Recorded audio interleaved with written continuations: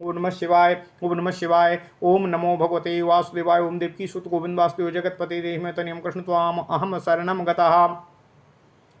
अथ श्रीमद् वाल्मीकि रामायण प्रथम खंड द्वितीय सोपान अयोध्या कांड षोडशः सर्गः। सुमंत्र का श्री राम के महल में पहुंचकर महाराज का संदेश सुनाना और श्री राम का सीता से अनुमति ले लक्ष्मण के साथ रथ पर बैठकर गाजे बाजे के साथ मार्ग में स्त्री पुरुषों से बातें सुनते हुए दशरथ जी के पास जाना। ओम नमः शिवाय। ओम नमः शिवाय। ओम नमः शिवाय। ओम नमो भगवते वासुदेवाय। ओम देवकी सुत गोविंद वासुदेव जगतपते देहि में तनियम कृष्ण त्वाम अहम शरणम गतः। सा तदन्तः पुरद्वारं समतीत्य जनाकुलं प्रविविक्तां ततः कक्ष्यां साधसादौ पुराणवितो प्रासकारमुखबिभ्राद्भिर्युजभिमृष्टकुण्डलये अप्रासकारमुखबिभ्राद्भिर्युवभिर्मृष्टकुण्डलयः और अप्रमादीभिरेकाग्रय स्वानुरक्तैर्तिष्ठितम्। गुण शिवाय। तत्र कासाणियो वृद्धान् वेत्रपाणीन् स्वलङ्कृतान् ददर्शविष्ठितान् द्वारीत्र स्त्रक्षाच्छान् सुसमाहितान्। तत्र कासायिणो वृद्धान् वेत्रपाणीन् स्वलङ्कृतान् ददर्शविष्ठितान् द्वारीत्रया स्वत्र्यक्षाक्षान् सुसमाहितान्। ओम शिवाय। ते समीक्षो समायान्तं रामप्रिय चिकीर्षवः असहसोत्पतिता सर्वे ह्यासनेभ्यो ससम्भ्रमाः। तानुवाच विनीतात्मा सूतपुत्रा प्रदक्षिणः क्षिप्रमाख्यात रामाय सुमंत्रो द्वारी तिष्ठति। ते राममुपसंगस्य भर्तुः प्रियचिकीर्षवः सह भार्याय रामाय क्षिप्रमेवाचचक्षिरे। प्रतिवेदितमाज्ञाय सूतमभ्यन्तरं पितुः तत्रैवानाययामास राघवः प्रियकाम्ययः। तं वैश्रवणसङ्कासमुपविष्टं स्वलङ्कृतं ददर्श सूतः पर्यङ्के सौवर्णेशोत्तरच्छदेः। ओम नमः शिवाय। ओम नमः शिवाय। वाराहे रुधिराभेण शुचिना चा सुगन्धिना अनुलिप्तं परार्धेन चन्दनेन परं तपं स्थितया पार्श्वतश्चापि बालव्यजनहस्तया उपेतं सीतया भूयश्चित्रया सासिनं यथाः। तं तपन्तमिव वादित्यमुपपन्नं स्वातेजसा बबन्दे वरदं बन्दी विनयज्ञो विनीतवतो। प्राञ्जलिः सुखमं दृष्ट्वा विहार शयनासने राजपुत्रमुपाचेदं सुमन्त्रो राजसत्कृतः। कौसल्या सुप्रजा रामो पिता त्वां द्रष्टुमिच्छति महिष्यापि हि कैकेय्या गम्यतां तत्र वाचिरम्। एवमुक्तस्तु संघ्रष्टो नरसिंहो महाद्युति ततः सम्मानयामास सीतामिदमुवाचः। देवी देवश्च देवी च समागम्य मदन्तरे मन्त्रयेते ध्रुवं किञ्चिदभिषेचन संहितम्। लक्षयित्वा ह्यभिप्रायम् अप्रियकामासु दक्षिणाः संचोदयति राजानं मदर्थं सितेक्षणाः। ओम नमः शिवाय। सा प्रहस्रा महाराजं हितकामानुवर्तिनी जननी चार्थकामा मे केकयाधिपते सुताः। दिष्टया खलु महाराजो महिष्या प्रियया सह सुमन्त्रं प्राहीणोद सुदूतमर्थकामकरं मम। यद्रसी परिषत् तत्र तादृशो दूत आगतः ध्रुवमद्यैव मां राजा यौवराज्येऽभिषेक्ष्यति।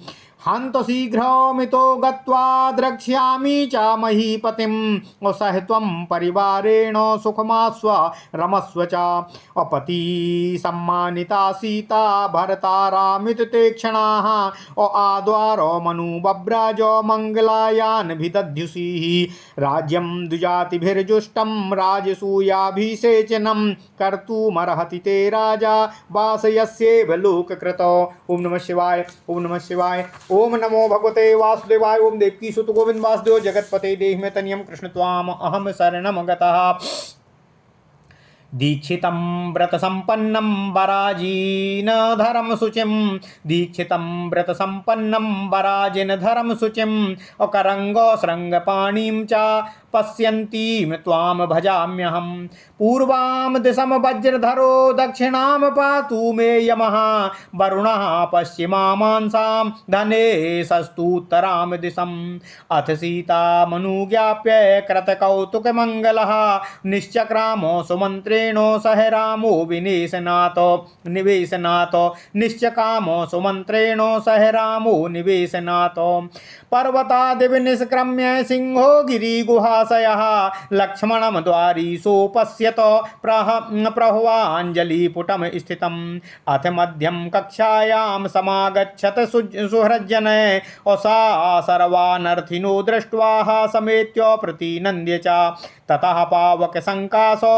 मारुरोह रथोत्तरं वैयाघ्रं पुरुषव्याघ्रो रजितं राजनन्दनः मेघनादं सम्बान्धं मणिहेमो विभूषितम् अमुष्णन्तमिव चक्षुंसि प्रभया मेरुवर्चसम् करेणु शिशुकल्पश्च युक्तं परमवाजिभिः हरियुक्तं सहस्राक्षो रथमिन्द्र इवासुगं प्रययो तूर्णमास्थाय राघवो ज्वालितः प्रिया असः परजन्या इवाकाशे स्वान्वानाभिनादयनो निकेता निर्ययो श्रीमान् महाभ्रादिव चंद्रमाः चित्रचामर पाणिस्तु लक्ष्मणो राघवानुजः जुगोपो भ्रातरम भ्राता रथमास्थाय पृष्ठितः ततो हला शब्दास्तु मूलः समजायतो तस्य निष्क्रममाणस्य जनौघस्य समन्ततः ततो हयवर मुख्या नागाश्च गिरिसन्निभाः अनुजगमुस्तथा रामं शतशोथो सहस्रशः अग्रतश्चास्य सन्नद्धाश्चन्दना गुरुभूषिता खड्ग चापोधरा शूरा जगमुरा सबो जनाः ततो वादित्र शब्दाश्च स्तुति शब्दाश्च नन्दिनाम सिंहनादाश्च शूराणां ततः शुश्रूविरे पथिः अहर्म्या वातायनस्थाभिर्भूषिताभिः समन्ततः कीर्यमाणः सुपुष्पौघैर्ययो स्त्रीभिरन्दिमः और रामम सर्वान् वद्यांगो राम पिप्रीसया ततः बचोभिरग्र्यायैर्हर्म्यस्था क्षितिस्थाश्च ववन्दिरे नूनम नन्दन्ति ते रामा कौसल्या मातृनन्दनः पश्यन्ति सिद्धयात्रं त्वां पित्र्यं राजमुपस्थितम् सर्वसीमन्तिनीभ्यश्च सीतां सीमन्तिनी वरामो अमन्यन्त हि ता नार्यो रामस्य हृदय प्रियाम तया सुचरितं देव्याः पुरा नूनं महत् तपः रोहिणीव शशाङ्केन राम संयोगमापयः इति प्रासाद शृङ्गेषु अप्रमदाभिर्नरोत्तमाः शुश्राव राजमार्गस्थ प्रिया वाचा उदाहृतः। ओम नमः शिवाय। साराघवस्तत्र तदा प्रलापान् सोस्त्रावलोकस्य समागतस्य आत्माधिकारा विविधाश्च वाचः प्राहाष्टरूपास्य पुरे जनस्य एषः श्रियं गच्छति राघवोऽद्य राजप्रसादाद् विपुलां गमिष्यन् एते वयं सर्वसम्राध्यकामा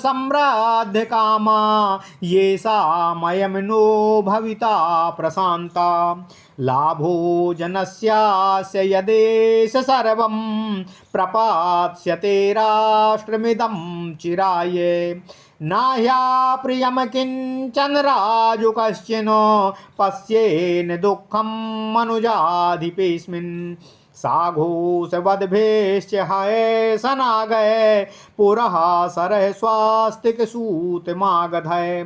महीयमाना प्रवरश्च वादकय रभिष्टुतो वै श्रवणो यथा ययो करेणुमातङ्गरथा स्वसङ्कुलं महाजनौघ परिपूर्णचत्वरम् प्रभूत रत्नम बहुपुण्य संचयम ददार्स रामो विमलम महापथम। ओम नमः शिवाय, ओम नमः शिवाय, ओम नमो भगवते वासुदेवाय, ओम देवकी सुत गोविंद वासुदेव जगतपते देहि मे तनियम कृष्ण त्वाम अहम शरणम गतः।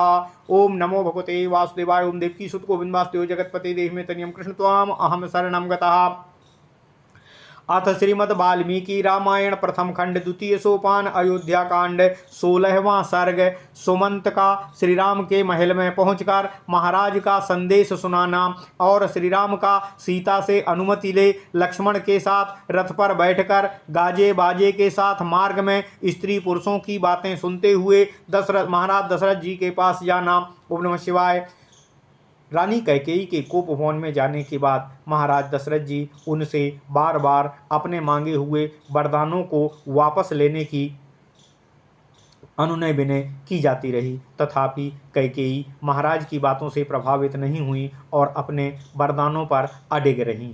तब राजा दशरथ जी ने सुमंत के माध्यम से श्री राम को राजमहल में बुलवाया, जिससे उनको संबंधित जानकारी दी जा सके, आदेश दिया जा सके। इसके आगे पुरातन वृत्तांतों के ज्ञाता सूत्र सुमंत मनुष्यों की भीड़ से भरे हुए उस अंतःपुर के द्वार को लांघकर महल की एकांत कक्षा में जा पहुँचे, जहाँ भीड़ बिल्कुल भी नहीं थी। वहाँ श्री राम के चरणों में अनुराग रखने वाले एकाग्रचित्त एवं सावधान युवक प्रास और धनुष आदि लिए डटे हुए थे। उनके कानों में शुद्ध सुवर्ण के बने हुए कुंडल झिलमिला रहे थे। उस ड्योढ़ी में सुमंत्र को गेरुआ वस्त्र पहने हुए और हाथ में छड़ी लिए हुए वस्त्राभूषणों से अलंकृत बहुत से वृद्ध पुरुष बड़ी ही सावधानी के साथ द्वार पर बैठे हुए दिखाई दिए, जो अंतःपुर की स्त्रियों के अध्यक्ष अर्थात संरक्षक थे। सुमंत्र को आते देख श्री राम का प्रिय करने की इच्छा वाले वे सभी पुरुष सहसा वेगपूर्वक अपने आसनों से उठकर खड़े हो गए। राजसेवा में अत्यंत कुशल तथा विनीत हृदय वाले सूतपुत्र सुमंत ने उनसे कहा, आप लोग श्री रामचंद्र जी से शीघ्र ही जाकर कहें कि सुमंत्र दरवाजे पर आपकी प्रतीक्षा में खड़े हुए हैं। स्वामी का प्रिय करने की इच्छा वाले वे सब सेवक श्री रामचंद्र जी के पास जा पहुँचे। उस समय श्री राम धर्मपत्नी सीता के साथ विराजमान थे। उन सेवकों ने शीघ्र ही उन्हें महामंत्री सुमंत के आने का आदेश दिया। महामंत्री सुमंत के आने का संदेश सुना दिया। द्वार रक्षकों द्वारा दी हुई सूचना पाकर श्री राम ने पिता की प्रसन्नता के लिए उनके अंतरंग सेवक सुमंत्र को वहीं अंतःपुर में अंदर बुलवा लिया। वहां पहुंचकर सुमंत्र ने देखा कि श्री रामचंद्र जी वस्त्राभूषणों से अलंकृत हो कुबेर के समान दिखाई पड़ रहे हैं और बिछौने से युक्त सोने के पलंग पर विराजमान हैं। शत्रुओं को संताप देने वाले श्री रघुनाथ जी के श्री अंगों में बाराह के रुधिर की भांति लाल पवित्र और सुगंधित उत्तम चंदन का लेप लगा हुआ है और देवी सीता उनके पास बैठकर उनके हाथ में चमर डुला रही हैं। सीता के अत्यंत समीप बैठे हुए प्रभु श्री राम चित्रा से संयुक्त चंद्रमा की भांति शोभायमान हो रहे हैं। विनय के ज्ञाता बंदी सुमंत ने तपते हुए सूर्य की भांति अपने नित्य प्रकाश से संपन्न रहकर अधिक प्रकाशित होने वाले वरदायक श्री राम को विनीत भाव से प्रणाम करते हुए उनसे पिता के संदेश का निवेदन किया। विरह कालिक शयन के लिए जो आसन था उस पलंग पर बैठे हुए प्रसन्न मुख वाले राजकुमार श्री राम का दर्शन करके राजा दशरथ द्वारा सम्मानित सुमंत ने हाथ जोड़कर उन्हें इस प्रकार कहा, हे श्री राम, आपको पाकर महारानी कौशल्या सर्वश्रेष्ठ संतान वाली हो गई हैं। इस समय रानी कैकेयी के साथ बैठे हुए आपके पूज्यनीय पिताजी आपको देखना चाहते हैं, अतः आप वहां चलने का चलिए, विलंब ना कीजिए। सुमंत्र के ऐसा कहने पर महातेजस्वी नरश्रेष्ठ श्री राम ने सीता जी का सम्मान करते हुए प्रसन्नतापूर्वक उनसे इस प्रकार कहा, हे देवी, जान पड़ता है पिताजी और माता कैकेयी दोनों मिलकर मेरे विषय में ही कुछ विचार कर रहे होंगे। निश्चय ही मेरे अभिषेक के संबंध में ही कोई बात होगी। मैं मेरे अभिषेक के विषय में राजा अभिप्राय को लक्ष्य करके उनका प्रिय करने की इच्छा वाली परम उदार एवं समर्थ कजरारे नेत्रों वाली माता कैकेयी मेरे अभिषेक के लिए ही कुछ राजा को प्रेरित कर रही होंगी। मेरी माता कैकेयी राजकुमारी इस समाचार से बहुत प्रसन्न हुई होंगी। वे महाराज का हित चाहने वाली और उनकी अनुगामिनी हैं, साथ ही वे मेरा भी भला चाहती हैं। अतः वे महाराज को अभिषेक करने के लिए जल्दी करने की कह रही होंगी। सौभाग्य की बात है कि महाराज अपनी प्यारी रानी के साथ बैठे हैं और उन्होंने मेरे अभीष्ट अर्थ को सिद्ध करने वाले सुमंत्र को ही दूत बनाकर मुझे बुलावे के लिए भेजा है। जैसी वहाँ अंतरंग परिषद बैठी है, वैसे ही दूत सुमंत्र जी यहाँ पधारे हैं। अवश्य ही आज ही मुझे महाराज युवराज के पद पर अभिषिक्त करना चाहेंगे। अतः मैं प्रसन्नतापूर्वक यहाँ से शीघ्र ही जाकर महाराज का दर्शन करूँगा। तुम परिजनों के साथ यहाँ सुखपूर्वक बैठो और आनंद सुख भोग करो। पति के द्वारा इस प्रकार सम्मानित होकर कजरारे नेत्रों वाली सीता देवी उनका मंगल चिंतन करती हुई स्वामी के साथ साथ द्वार तक उन्हें पहुँचाने के लिए गईं। उस समय वे बोलीं, हे आर्यपुत्र, ब्राह्मणों के साथ रहकर आपका युवराज पद पर अभिषेक करके महाराज दूसरे समय में राजसूय यज्ञ में सम्राट के पद पर आपका अभिषेक करने योग्य हैं। ठीक उसी तरह जैसे लोक सृष्टा ब्रह्मा जी ने देवराज इंद्र का अभिषेक किया था। आप राजसूय यज्ञ में दीक्षित हों, तदानुकूल व्रत का पालन करने में तत्पर हों, श्रेष्ठ मृग चर्मधारी पवित्र तथा हाथ में मृग का श्रृंग धारण करने वाले हों और इस रूप में आपका दर्शन करती हुई मैं आपकी सेवा में सदा संलग्न रहूं, यही मेरी शुभकामना है। आपकी पूर्व दिशा में वज्रधारी इंद्र, दक्षिण दिशा में यमराज, पश्चिम दिशा में वरुण और उत्तर दिशा में कुबेर आपकी रक्षा करें। तदनंतर सीता की अनुमति लेकर उत्सवकालिक मंगल कृत्य पूर्ण करके श्री रामचंद्र जी सुमंत्र के साथ अपने महल से बाहर निकले। पर्वत की गुफा में शयन करने वाले सिंह जैसे पर्वत से निकलकर आता है, उसी प्रकार महल से निकलकर श्री रामचंद्र जी ने द्वार पर लक्ष्मण को उपस्थित देखा, जो विनीत भाव से हाथ जोड़े हुए उनके सम्मुख खड़े हुए थे। तदनंतर मध्यम कक्षा में आकर वे मित्रों से मिले। फिर प्रार्थी जनों को उपस्थित देख उन सबसे मिलकर उन्हें संतुष्ट करके पुरुष सिंह राजकुमार श्री रामचंद्र व्याघ्र चर्म से आवृत शोभा वाली तथा अग्नि के समान तेजस्वी उत्तम रथ पर आरूढ़ हो गए। उस रथ की घरघराहट मेघ की गंभीर गर्जना के समान प्रतीत होती थी। उसमें स्थान की संकीर्णता नहीं थी, वह विस्तृत था और मणि एवं सुवर्ण से विभूषित था। उसकी कांति सुवर्णमय मेरु पर्वत के समान जान पड़ती थी। वह रथ अपनी प्रभा से लोगों की आंखों में चकाचौंध सी उत्पन्न कर देने वाला था। उसमें उत्तम घोड़े जुते हुए थे, जो अधिक पुष्ट होने के कारण हाथी के बच्चों के समान प्रतीत होते थे। जैसे सहस्त्र नेत्रधारी इंद्र हरे रंग के घोड़ों से युक्त शीघ्रगामी रथ पर सवार होते हैं, उसी प्रकार श्री राम अपने रथ पर आरूढ़ थे। अपनी सहज शोभा से प्रकाशित श्री रघुनाथ जी उस रथ पर आरूढ़ हो तुरंत वहां से चल दिए। वह तेजस्वी रथ आकाश में गरजने वाले मेघ की भांति अपनी घर घर ध्वनि से संपूर्ण दिशाओं को प्रतिध्वनित करता हुआ महान मेघ खंड से निकलने वाले चंद्रमा के समान श्री राम के उस भवन के बाहर निकला। श्री राम के छोटे भाई लक्ष्मण भी हाथ में विचित्र चमर लिए हुए उस स्थान पर बैठ गए और पीछे से अपने ज्येष्ठ भ्राता श्री राम की रक्षा करने लगे। फिर तो सब ओर से मनुष्यों की भारी भीड़ निकलने लगी। उस समय उस जन समूह के चलने पर सहसा भयंकर कोलाहल मच गया।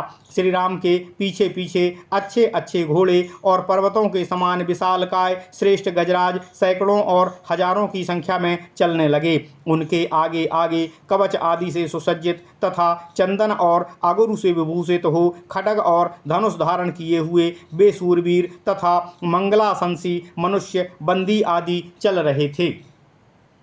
इसके बाद मार्ग में वाद्यों की ध्वनि, बंदी जनों के स्तुति पाठ के शब्द तथा सूरवीरों के सिंहनाद सुनाई देने लगे। महलों की खिड़कियों में बैठी हुई वस्त्राभूषण से विभूषित वनिताएं सब ओर से शत्रुदमन श्री राम पर ढेर से ढेर सुंदर पुष्प बिखेर रही थीं। इस अवस्था में श्री राम आगे बढ़ते हुए चले जा रहे थे। उस समय अट्टालिकाओं और भूतल पर खड़ी हुई सर्वांग सुंदरी युवतियां श्री राम का प्रिय करने की इच्छा से श्रेष्ठ वचनों द्वारा उनकी स्तुति कर रही थीं। माता को आनंद प्रदान करने वाले रघुवीर, आपकी यह यात्रा सफल होगी और आपको पैतृक राज्य प्राप्त होगा। इस अवस्था में आपको देखती हुई आपकी माता कौशल्या निश्चय ही आनंदित हो रही होंगी। वे सब नारियां श्री राम के हृदय बल्लभा सीमंतिनी सीता को संसार की समस्त सौभाग्यवती स्त्रियों में सबसे श्रेष्ठ मानती हुई